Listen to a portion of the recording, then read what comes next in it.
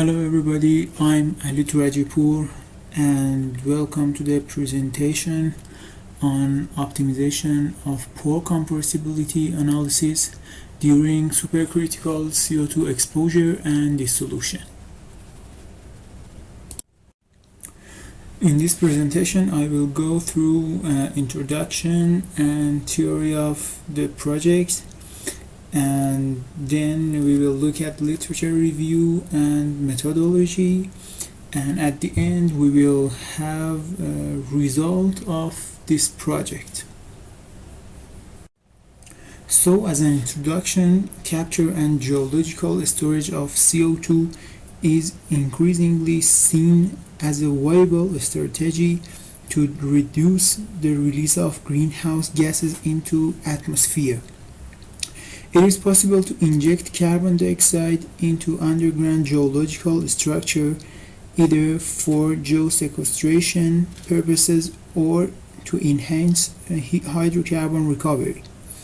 The solute and host rock may then undergo a series of chemical reactions. In fact, injection of a relatively reactive substances such as CO2 into the deep subsurfaces formation may result in chemical disequilibria and initiation of various chemical reactions.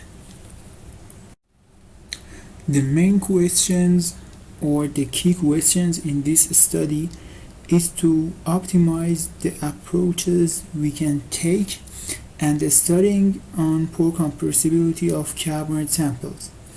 Here we have too many approaches, and we'll consider the sister plug or single plug approach as a potential option that we can use to studying the effect of CO2 injection on carbonate samples.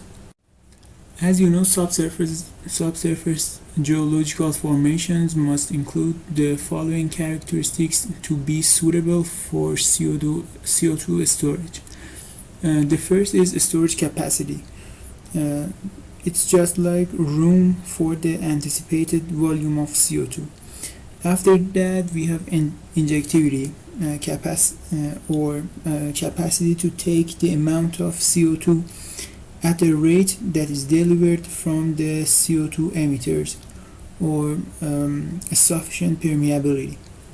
The third one is confinement, or a great caprock for secure CO2 sequestration by preventing leakage and migration of mobile CO2 from the storage formations and up to the surface or into other formations, shallow groundwater or the ocean. Here we have a brief look at the geochemical interaction between CO2 water and the carbonate rock. CO2 dissolved in formation water involves several chemical reactions, which are represented here as you can see.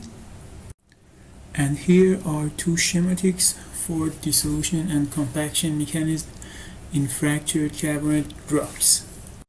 Another important subject is compressibility of porous rocks, that it has three main types, which they are matrix compressibility, bulk compressibility, and pore compressibility.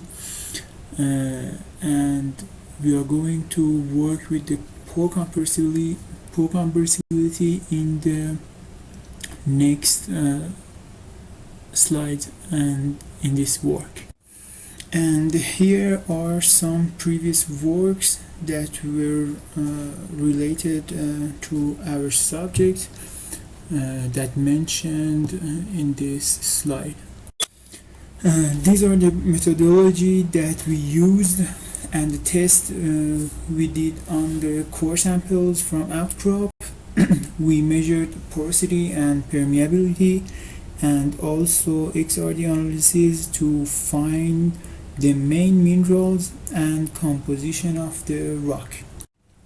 Here we have initial test results such as sister plug sample A before the injection, and the sister plug sample B also before the injection, we can see that the sister plugs have almost the same porosity. And then here is the initial CT scan result, which is referred to sister plug sample A before the injection, and the sister plug sample B also before the injection. We also have the XRD test result in here, and it shows more than 55% of calcite in the core samples. The main test start with injecting high pressure and temperature CO2 into the core by using a core holder and pumping the CO2 with injection pump, and also a heat jacket to apply the ideal temperature. And the cores must saturated with brine in the desiccator,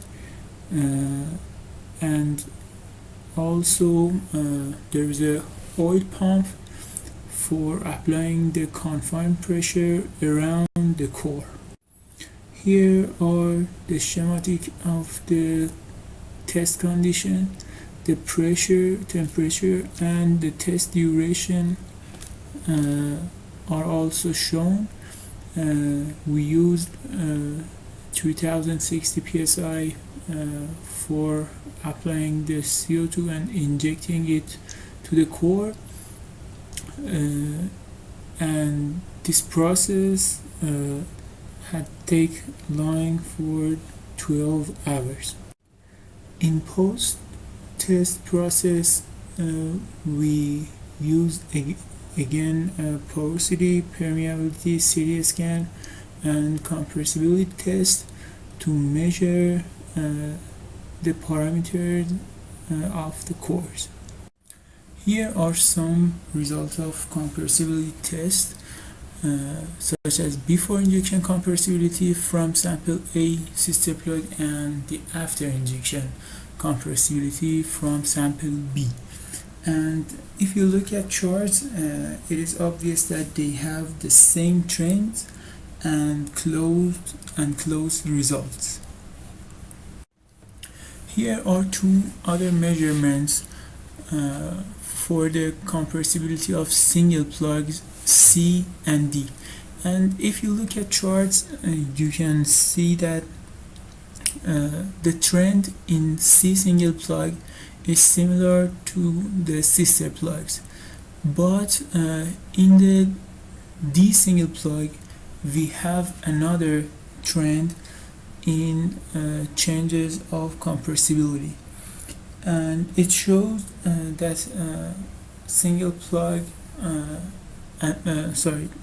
plugs are not always a good witness and example for measuring the compressibility.